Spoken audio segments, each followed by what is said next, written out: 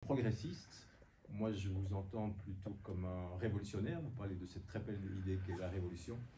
Mais est-ce qu'un révolutionnaire doit, pour agir, créer, sans être très au courant de la politique congolaise, mais un 283e parti au pays, parce qu'il y a quand même de nombreux partis mouvements au pays, et être nommé président? Au moins, ça ne fait pas très révolutionnaire, donc j'ose vous poser la question. Deuxième chose, la révolution, c'est beau, mais on n'est pas rêveur, on sait qu'il y a un risque à la révolution. Êtes-vous prêt à voir le sang couler dans les rues de Kinshasa? Merci. Si je ne réponds pas, je risque d'oublier. Non, répondez et puis le micro, c'est... Oui, je voudrais d'abord réagir à la question de notre concitoyen. Vous savez, si nous étions un peuple souverain, si nous étions un pays sérieux, l'OIF ne pouvait même pas être cité dans le processus électoral. En réalité. C'est-à-dire que les élections relèvent du domaine de souveraineté. C'est à nous de décider sur le comment, quand organiser nos élections. Mais le fait seulement que les gens nous considèrent comme des enfants qui attendent le bonbon de la part des voisins, tout le monde peut s'y mixer facilement.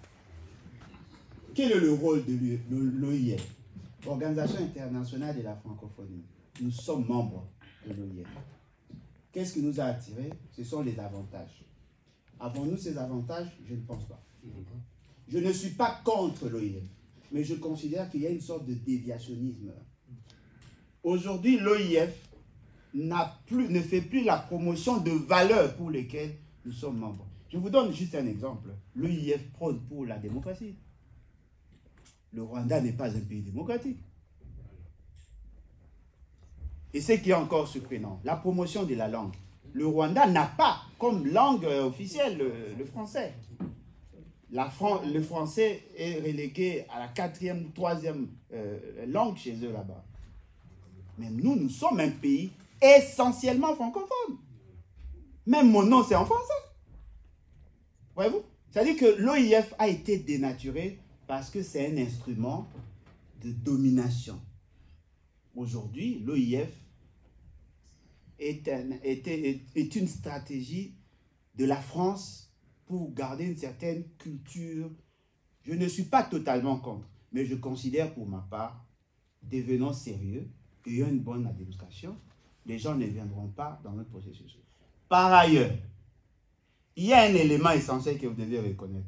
Si vous trouvez la communauté internationale ou certaines organisations internationales s'y mixer sur nos questions, parce qu'ils savent qu'en face du régime, il n'y a rien. Le fait seulement qu'on ne sent pas l'opposition, la société civile est totalement vendue, ça devient un problème. Donc, soyons responsables pour être libres. Par rapport à l'idée de la révolution. Bon, créer un parti politique. On n'avait que deux possibilités. Soit on crée un parti politique, soit on prend les armes. On n'avait que ces deux possibilités. Parce qu'il n'y a pas de point intermédiaire. C'est-à-dire que si nous prenons les armes, on fera comme les Bemba et consorts. Pour nous, on considère que ce n'est pas sérieux.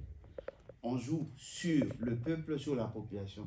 Et dans cet aspect des choses, il faut être reconnu pour organiser les actions. Ce sont là les réalités de notre pays. Nous ne pouvons pas, nous, commencer à organiser des marches, commencer à organiser des actions, si nous ne répondons pas à la loi. Nous sommes dans la démarche de la révolution, sauf peut-être si vous prenez la révolution dans son sens régalien du terme, ou dans son sens historique. La révolution, c'est justement cet état d'esprit qui veut révolutionner, c'est-à-dire amener un changement radical, sans nécessairement prendre les armes.